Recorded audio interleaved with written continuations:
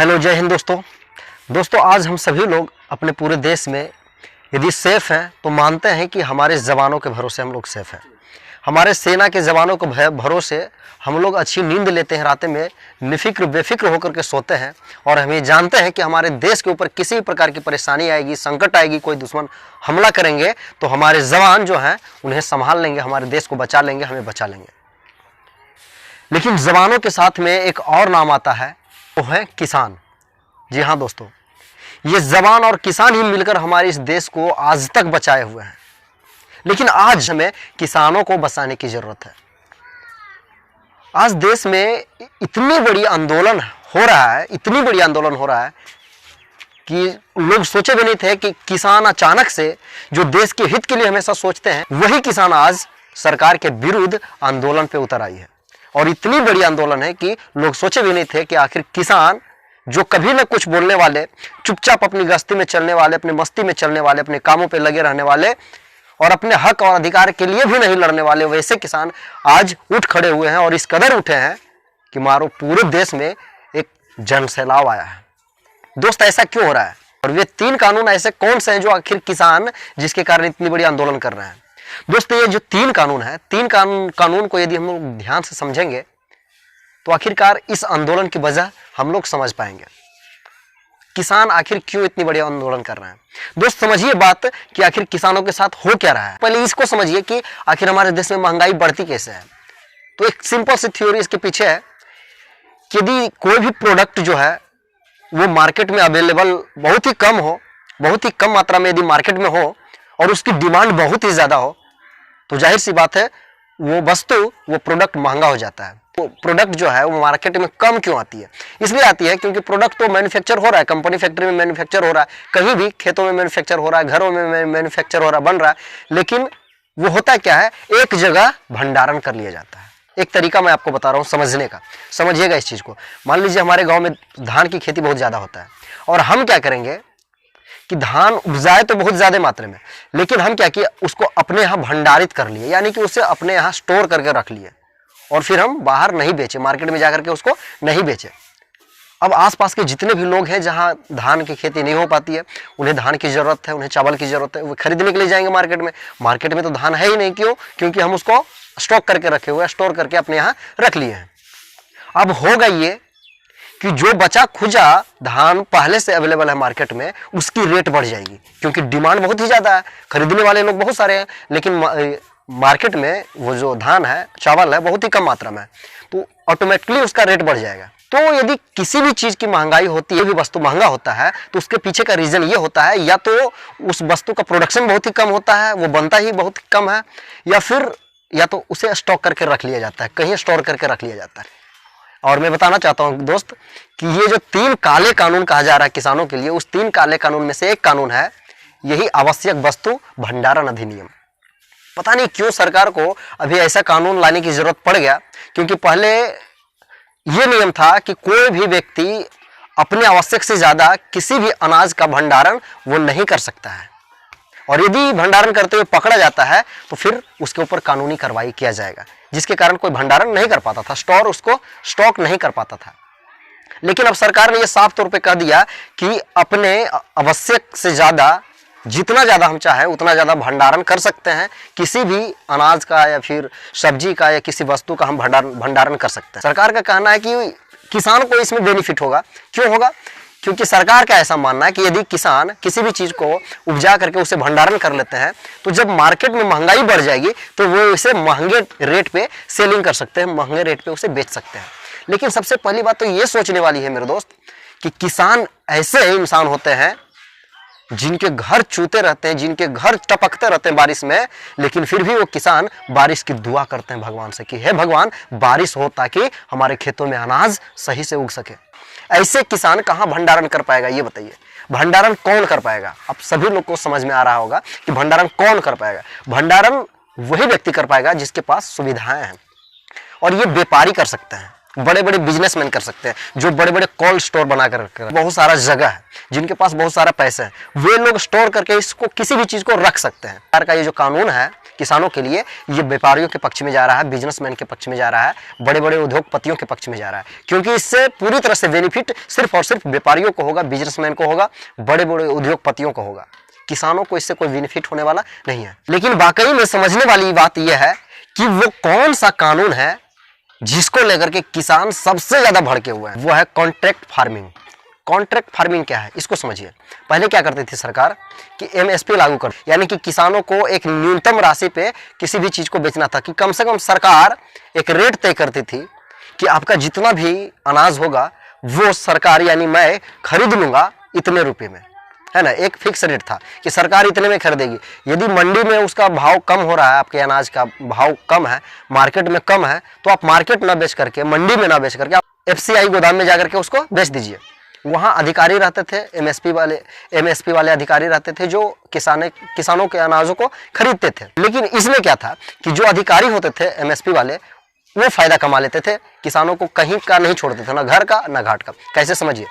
अब एमएसपी वाले जो अधिकारी होते थे वो करते क्या थे, जब किसान जाते थे अनाज अपने ले करके अधिकारियों के पास में बेचने के लिए, तो क्या कहे अधिकारी क्या करते हैं, उनको तो पता है अधिकारी को मार्केट में जो धान का रेट है वो कितना है, 10 रुपए किलो के हिसाब से बिक रहा है, और किसान से मुझे क्या है 20 रुपए के हिसाब से खरीदना पड़ेगा, तो पैसा तो हमको ज्यादा देना पड़ेगा किसान को। वे क्या करते हैं कि किसानों को घुमाना चालू करते हैं, घुराना चालू कर देते हैं। वे बोलते हैं कल आइए, आज हमारे स्टॉक में जगह नहीं है, हमारे स्टोर में जगह नहीं है, यहाँ रखने के लिए जगह नहीं है, कल खाली हो जाएगा, कल आकर के बेच दीजिए, यहाँ रख लेंगे। दूसरी बार जब आते हैं तो ये बोलते हैं हमारे पास ट्रक नहीं, हमारे पास गाड़ी नहीं है, आप कल आइए। मतलब कहने का मतलब ये है कि किसी न किसी बात से किसानों को उलझा करके, बहला करके, फुसला करके उनको वहां से भगा दिया जाता था, घुमा दिया जाता था कि तुम चले जाओ। किसान कितने चक्कर लगाते रहेंगे अधिकारियों के पास अपने। अरे किसान को तो फुर्सत ही नहीं है खेती करने से, उन्हें एक दिन भी चैन नहीं मिलता खेतों में जाकर के काम करने से, और वे अनाज को बेचने के लिए वो कितने चक्कर लगाते रहेंगे अधिकारियों के पास में। फिर क्या करते हैं, किसान थक जाते हैं बेचारे, और थक जाने के बाद वे सोचते हैं कि चलो हटाओ, ये तो ऐसे ही करते करते मेरा अनाज भी बर्बाद हो जाएगा, और फिर अगला फसल पे हम ध्यान नहीं देंगे तो अगला फसल भी मेरा बर्बाद ही हो जाएगा। फिर वे क्या करते हैं, मजबूरी में जाकर के मार्केट में जाकर के बेच देते हैं। मार्केट में बेचते हैं 10 रुपए किलो के हिसाब से, क्योंकि मार्केट में रेट ही 10 रुपया है, वो 10 रुपए के हिसाब से मार्केट में बेच दिए। अब क्या करता है वही अधिकारी, एमएसपी वाले अधिकारी क्या करते हैं कि मार्केट में जाकर के वही धान 15 रुपए किलो के हिसाब से खरीद लेते हैं, 15 रुपए के किलो के हिसाब से खरीद लेते हैं मार्केट से जाकर के।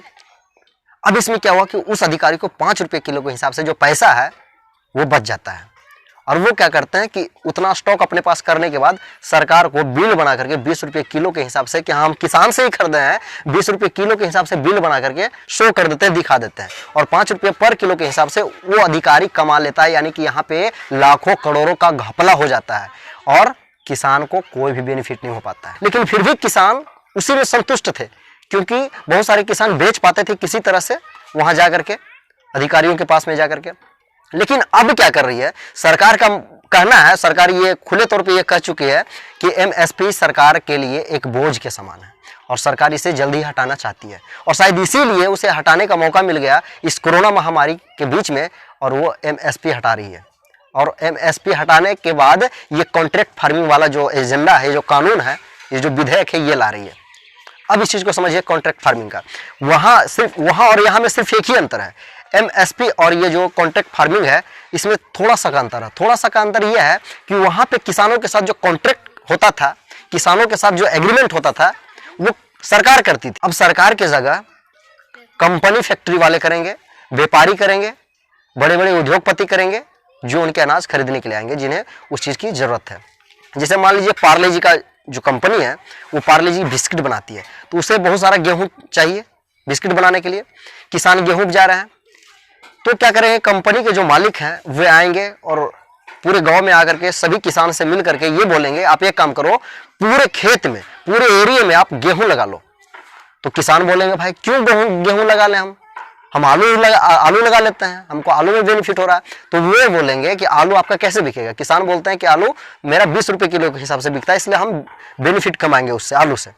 तो वे कंपनी वाले बोलेंगे कि चलो हम तुमको क्या करेंगे, तुम गेहूं लगाओ और तुम्हारा गेहूं हम 40 रुपए किलो के हिसाब से खरीद लेंगे। किसान खुश कि सही बात है, आलू हम 20 रुपए बेच रहे हैं और यदि गेहूं हम 40 रुपए किलो के हिसाब से बेचेंगे तो 20 रुपए का बेनिफिट ऑलरेडी हो रहा है, तो वे उसके साथ एग्रीमेंट कर लेते हैं। लेकिन वहां पे किसानों को एक बात का फायदा था एमएसपी से, सरकार उसमें फुल्ली रिस्क ले रही थी और किसानों को ये बेनिफिट था कि यदि सरकार वही रेट में ले रही है तो ठीक है, और यदि सरकार जो रेट तय की है उससे ज़्यादा रेट यदि मार्केट में मिल रहा है तो किसान जाकर के मार्केट में बेच सकते हैं। लेकिन कॉन्ट्रैक्ट फार्मिंग के तहत ऐसा होगा कि कंपनी वाले के साथ जो एग्रीमेंट किसान कर लिए, किसान को भी उस पर खड़े उतरना पड़ेगा। वो मार्केट में जाकर के किसान 60 रुपये किलो के हिसाब से नहीं बेच सकते हैं। यदि 40 रुपये के हिसाब से उनका एग्रीमेंट हो गया तो 40 रुपये के हिसाब से ही कंपनी वाले को उन्हें सेल करना है और बेचना है। तो किसान को बेनिफिट कहाँ हो रहा है? यदि मान लीजिए मार्केट में ज़्यादा भाव हो रहा है तो किसान को तो घाटा ही हो जाएगा। तो किसानों के बारे में सोचा नहीं गया। अब ऐसा क्या किया सरकार, कंपनी वालों को आगे ला करके, ये कॉन्ट्रैक्ट फार्मिंग को आगे ला करके और MSP को हटा करके सरकार पूरी तरह से किसानों से पल्ला झाड़कर निकल गया। अब सरकार का कोई वास्ता नहीं रहा किसान से, किसान के अनाज से, उसके मूल्य से क्या होगा नहीं होगा। लेकिन किसान को पूरी तरह से फिक्र है उस कंपनी वालों का, उस उद्योगपतियों का, उस व्यापारियों का जो किसी भी चीज़ों का प्रोडक्शन कर रहे हैं, जो MRP पे सेलिंग होता है। किसानों का अनाज पहले MSP पे सेलिंग होता था और कंपनी और फैक्ट्री और उद्योगपतियों का जो माल होता था, प्रोडक्ट होता था, वो MRP पे सेलिंग होता था, यानी मैक्सिमम रिटेल प्राइस।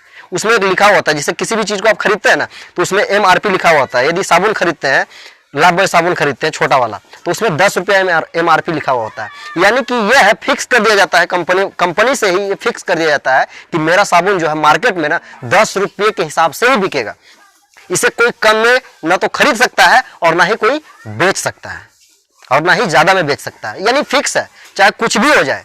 आज आलू यदि 10 रुपये किलो है तो हो सकता है कल 2 रुपये किलो बिके। आज आलू यदि 40 रुपये किलो है तो हो सकता है कल 10 रुपये किलो हो जाए। मतलब किसान के जो अनाज है ना उनका कोई वैल्यू नहीं, उसका कोई कीमत नहीं होता था, इसका कोई लेखा जोखा लेने वाला नहीं था। सरकार थी, लेकिन अब सरकार भी पल्ला झाड़ ली है। अब सरकार को भी इससे कोई वास्ता नहीं है, यानी कि किसानों को पूरी तरह से चारों तरफ से मड़ोड़ा जा रहा है, रगड़ा जा रहा है, घसीटा जा रहा है, उसे मारा जा रहा है। यूं बोले तो किसानों को खत्म करने की साजिश रची है सरकार ने पूरी तरह से।